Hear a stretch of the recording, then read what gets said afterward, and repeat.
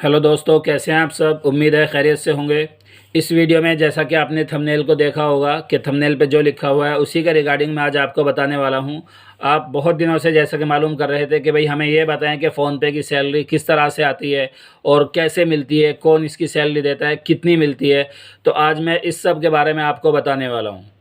तो टाइम को वेस्ट ना करते हुए चलते हैं हम वीडियो की तरफ और बताते हैं इस बारे में कि आपको किस तरह से सैलरी मिलती है। अगर आप हमारे चैनल पर नए हैं तो आप हमारे चैनल को सब्सक्राइब कर लीजिए और बेल आइकन को भी प्रेस कर लीजिए ताकि आने वाली हर एक वीडियो का नोटिफिकेशन आपको मिलता रहे। चलिए, तो मैं आपको बताता हूँ फ़ोनपे की सैलरी कैसे आती है।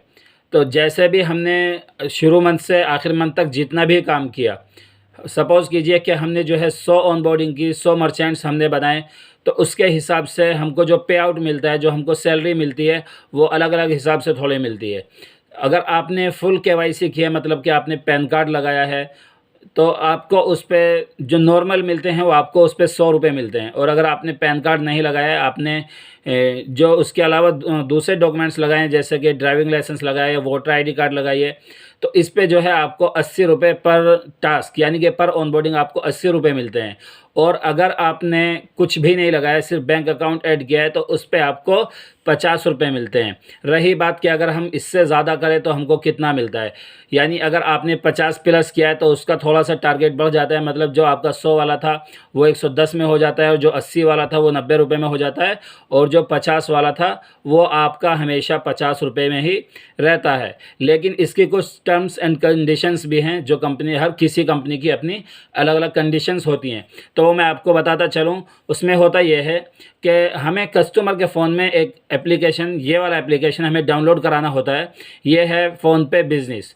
हम इसे जब कस्टमर के फ़ोन में डाउनलोड करा देते हैं, मर्चेंट के फ़ोन में डाउनलोड करा देते हैं, तो इसमें सारी डिटेल्स कस्टमर की आ जाती हैं। वो इसमें अपने जो शॉप के फ़ोटोज़ हैं तो उनको भी अपडेट कर सकता है, चेंज कर सकता है, और जो उसकी शॉप में नए नए सामान आए हैं उनकी भी फ़ोटो अपलोड कर सकता है, अपनी लोकेशन सेट कर सकता है, टाइमिंग अपनी सेट कर सकता है, और सारी डिटेल्स देख सकता है कि किस कस्टमर ने कब उसको कितना पैसा दिया है और किस किस टाइम पे दिया है। तो हर एक सारी डिटेल्स इसमें चेक कर सकता है। तो ये एप्लीकेशन हमको डाउनलोड कराना ज़रूरी होता है। अगर हम इस एप्लीकेशन को कस्टमर के, यानी मर्चेंट के फ़ोन में अगर डाउनलोड नहीं कराते हैं, तो भी हमें फ़ोनपे कंपनी की तरफ से इस मर्चेंट का कोई पैसा नहीं मिलता है। तो हमें मर्चेंट के फ़ोन में एप्लीकेशन डाउनलोड कराना कंपलसरी 100% ज़रूरी होता है। अगर नहीं करा है तो आपको कोई पैसा नहीं मिलेगा। दूसरी बात इसमें यह है कि हमको इस पे 2 ट्रांज़ैक्शन कराने कंपलसरी होते हैं।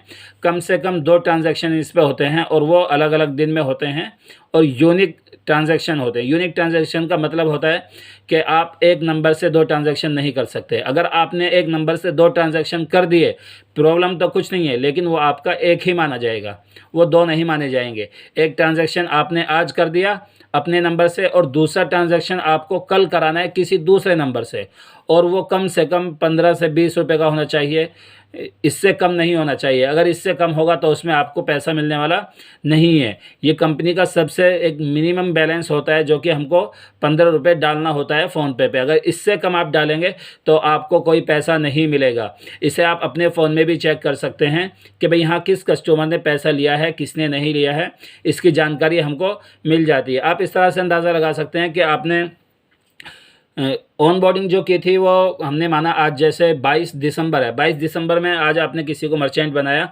आज आपने एप्लीकेशन भी डाउनलोड करा दिया, और आज आपने उसको 15 या 20 रुपये दे भी दिए, तो एक ट्रांजैक्शन उसके फ़ोन में कल शो हो जाएगी। आपके आपके जो फ़ोन पे ऐस है उसमें भी शो हो जाएगी, और उसका जो एप्लीकेशन है उसमें तो शो होगी ही, लेकिन आप तो अपने में चेक कर सकते हैं, उसके में तो नहीं, क्योंकि आप कैसे उसके पास जाएंगे बार बार। तो आपको अपने में चेक करना है, तो आपको अगले दिन वो दिख जाएगी कि हाँ, उसने किस दिन पेमेंट ली थी। तो आप 23 दिसंबर को देख सकते हैं कि उसने 22 दिसंबर में एक पेमेंट ली थी, और 22 दिसंबर को ही आपने बनाया था। अब रही बात दूसरी ट्रांजैक्शन की, अगर आपको फिर दिखता है कि उसने 23 दिसंबर में कोई पेमेंट ली है, तो आप समझ जाएं कि इसने दूसरी पेमेंट ले ली है। तो इस तरह से जो है आपका ये बिल्कुल परफेक्ट हो जाएगा, आपकी एक्टिवेट हो जाएगी, जो एक्टिवेट मानी जाएगी, और इसका आपको पैसा मिलेगा। तो जैसा कि मैं आपको बता रहा था कि अगर आपने 50, ये तो मैंने आपको एक तरीका बताया है कि किस तरह से हमें इसमें करना होता है जब हमको इसका पैसा मिलता है। आगे हम बताते हैं कि अगर आपने 50 प्लस या 60 प्लस ऑनबोर्डिंग किए हैं तो उसका आपको या तो 120 या 130 जिस तरह से मतलब उसका रेट कार्ड आता है, तो उसी तरीके से जो टीएल होते हैं, जो टीम लीडर होते हैं, वो रेट कार्ड शेयर करते हैं और अगर कोई इंसेंटिव होता है तो वो भी शेयर करते हैं।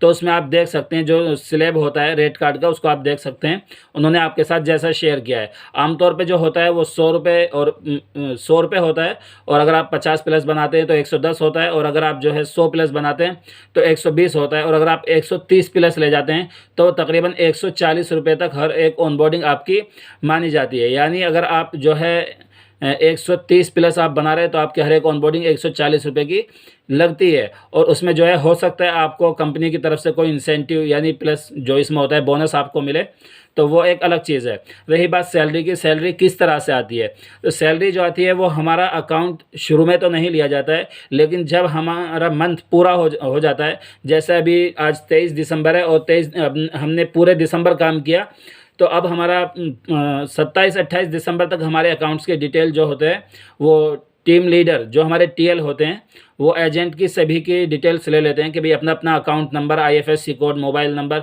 जो भी कुछ है उससे रिलेटेड वो दे दीजिए। तो वो जो है आगे उसको फॉरवर्ड कर देते हैं और आपकी जो सैलरी होती है वो तकरीबन 10 अगले मंथ की 10 तारीख को वो आपके अकाउंट में आ जाती है। जैसे आज 23 दिसंबर है तो इस मंथ का तो पूरा अभी काम बाकी है आखिरी डेट तक, लास्ट दिसंबर तक। उसके बाद जो है जनवरी में आपके 10 जनवरी के आसपास 10 से 12-13 तक आपकी सैलरी आ जाती है। जो भी सैलरी आपकी होती है उसी हिसाब से आपकी सैलरी आ जाती है। तो यह है सारी जानकारी इसके बारे में जो आपको फ़ोनपे के बारे में चाहिए थी।